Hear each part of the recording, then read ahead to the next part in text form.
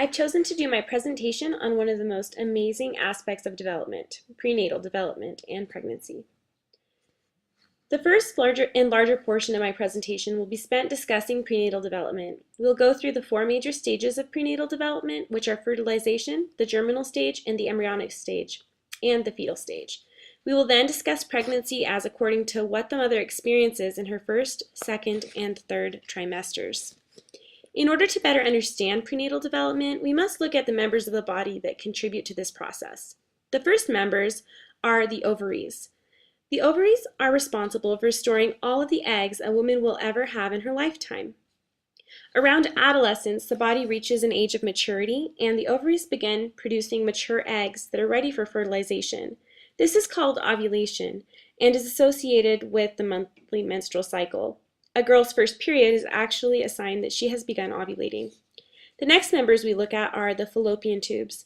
The fallopian tubes are feather-like tubes which connect each ovary to the uterus. The fallopian tubes deliver fertilized eggs to the uterus, and the uterus is the final member of the female reproductive system. And it's the place in the body which is designated to carry the fertilized egg all the way from implantation through the end of pregnancy. As you can see, here's an example of the members that we just went over. The ovaries are the almond-shaped bundles on either side, the uterus is in the middle, and the fallopian tubes act as the connectors between the ovaries and the uterus. The first step in fertilization is ovulation.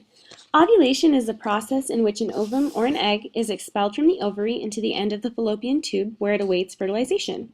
Usually this occurs on the 14th day of a woman's monthly cycle, but it can definitely vary. Once the ovum is expelled from the ovary, it can be fertilized. Fertilization is the union of a sperm and egg. Fertilization occurs when the single sperm penetrates a mature egg. This marks the beginning of prenatal development. The fertilized ovum then begins its journey through the fallopian tubes in hopes of reaching the uterus. The germinal stage covers the first 2 weeks of prenatal development. Within 36 hours of fertilization, the cell has merged the nuclei of the man's sperm and the woman's egg and has created a completely one-of-a-kind DNA, which holds the information that will determine everything about how your baby looks, its gender, and even some of its personality traits. This new cell formation is called the zygote. The cells continue to divide at a rapid pace as they move towards the uterus through the fallopian tubes and become known as the blastocyst, a ball of about 100 cells. This photo sums up the process by showing us the ovum on the far left side going through each phase day by day, including fertilization, when the cell divides, all the way up until implantation. The embryonic stage starts in week 3 and goes all the way through week 8. This is the stage where the most growth occurs in the shortest amount of time. The embryo's attachment to the uterus allows the baby to have access to the mother's bloodstream, in turn giving it access to the mother's nutrients. This is the most crucial time of development because it's the foundation for the baby's vital organs, bloodstream, spinal cord, and brain. This is also the most vulnerable time for the embryo as its development can easily be hindered by tetragens such as drugs and alcohol. In his article titled Prenatal Development, Dr. C. George Bonry points out that the embryo is the most susceptible to defects due to tetragens in the first trimester as the most crucial members of the body are forming. A specific member that is forming during this stage is called the neural tube. The neural tube is extremely important as it is the beginning of the baby's spinal cord and brain. The neural tube forms along the back of the embryo. The top end of the neural tube becomes the baby's brain, while the rest of the neural tube becomes the spinal cord. In her article, Fetal Development, Linda Vorvik came up with a really neat week-by-week list of major developments that can be seen during the embryonic phase. In weeks 3 and 4, all the baby's organs are beginning to develop, and some are getting ready to function. At this point in time, the baby is about the size of a poppy seed. In weeks 6 and 7, the arms and leg buds become visible. Eyes and ears begin to form, the heart now beats, and blood moves through the veins. The baby has exponentially grown in size and is now as big as a lima bean. In week 8, the arms and legs have grown longer and have hands and feet with fingers and toes. The brain is continuing to form and the lungs are beginning to form. The baby is about the size of a kidney bean and is starting to look more and more like a human than a tadpole. This slide shows us an embryo that's about 6 or 7 weeks old. If you notice, it has little eyes, arms, and legs, and if you look closely enough, you can see little fingers beginning to form on the hands. The fetal stage covers week 9 all the way up until birth. During the fetal stage, development slows down considerably and occurs at a much steadier pace. The brain undergoes intense neural developments from months 4 through months 9, and the baby gains the most weight during this stage. In his article titled Prenatal Development, Dr. C. George Bourget provides us with a list of facts that you see about the progression of the fetus in the fetal stage. In weeks 9 through 12, we see that the head comprises nearly half of the fetus's size, and the face is well formed. The eyelids are closed and will not reopen until about week 28. The tooth buds for the baby's teeth appear. The genitalia are now clearly male or female, and the baby is about 3 inches long and weighs approximately 1 ounce. Next are weeks 13 to 16. Although the skin on the fetus is almost transparent, fine hair develops on the head. The fetus makes active movements, including sucking, which leads to some swallowing of amniotic fluid, and the baby is about 6 inches long. During weeks 17 to 20, the eyebrows and eyelashes appear, and nails appear on fingers and toes. The baby is now 8 inches long. At weeks 21 to 24, the baby is about 11.2 inches and weighs about 1 pound.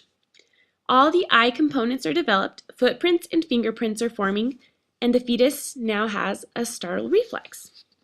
In weeks 25 to 28, the baby is about 15 inches long and weighs approximately 2 pounds. During these weeks, we see rapid brain development. The nervous system is developed enough to control some of the body functions, and the eyelids open and close. A baby born at this time may survive, but the chances of complication and death are really high. In weeks 29 to 30, the baby is 15 to 17 inches long and weighs about 4 pounds. These weeks see further development towards independent life. There is a rapid increase in the amount of body fat, and the fetus begins storing its own iron, calcium, and phosphorus. The bones are more fully developed, but they're still really soft and pliable. There are rhythmic breathing movements present.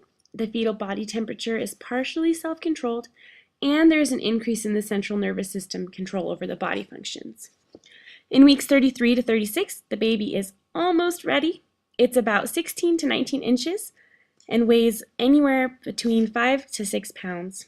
The little body hairs begin to disappear, and a baby born at 36 weeks has a very high chance of survival. Weeks 37 to 40, the baby is about 19 to 21 inches long, 7 or 8 pounds, and the fetus is considered full term. It fills the entire uterus, and its head is the same size around as its shoulders. The mother supplies the fetus with the antibodies it needs to protect itself against disease. A very important element of the fetal stage includes the age of viability. At month 7, the baby has a chance of functioning as a healthy baby if born prematurely, but there are a lot of complications with premature births. Even though a baby has a chance of survival, time in utero is really crucial to healthy development. The baby can gain up to 5 pounds in the last 2 months of pregnancy, and the baby's brain develops all its little folds that hold information from 7 months to 9. Now that we've finally made it through prenatal development, we can start to talk about pregnancy. Pregnancy can be divided into 3 stages known as trimesters. The first trimester consists of weeks 0 to 12. The second trimester is weeks 13 to 28, and the third trimester are weeks 29 to 40. The first trimester is often marked by morning sickness, which is caused by an increase in the hormones estrogen and progesterone. The body produces these hormones to accommodate the baby. The first trimester is also the trimester in which miscarriages often occur. This is because if the body recognizes that there's a defect in the embryo, it tries to dispose of it itself before the baby would grow to full term and it couldn't function outside of the womb. This is also one of the reasons that we do have such a low rate of birth defects. The second trimester is often referred to as the honeymoon trimester because the mother usually ceases to experience morning sickness and becomes very closely connected to the baby. A really interesting study was done and was written about in an article called Maternal and Paternal Attachment by Rigetti P. Alfonso. he said that during the second trimester, there is an intensification of attachment because of things like the mother finally showing, being able to feel the baby move, and other different events like that. The beginning of the second trimester also marks the point in time when the most pregnancies are considered safe and the chance of miscarriage goes down dramatically. Usually if there's a defect, it'll get taken care of in the first trimester, so babies in the second trimester often have a much more higher chance of being carried to full term. During the second trimester, the mother begins to show and feels like she's pregnant and not just chubby. The third trimester is very commonly known as the nesting trimester. This is because the mother is getting ready to have her baby and really needs to just get things ready so that the baby has a nice welcoming home and family to be part of. During this trimester, it's very, very uncomfortable due to the size of the woman's belly and as well as the tension that the pregnancy can cause on her back. In closing, I'd like to quote my mother-in-law who had 6 children, and she said that the third trimester is pretty much as miserable as it is so that the mom is ready to have her baby, and regardless of the pain and the anticipated dreaded delivery, it really prepares her to hold that baby in her arms and go through whatever it takes to get there, and I think that's pretty great advice. Thank you so much for listening to my presentation. I got so many resources offline in the form of articles and pictures and even a documentary by the National Geographic. Please feel free to look at my resources in the following 2 slides. Thank you very much.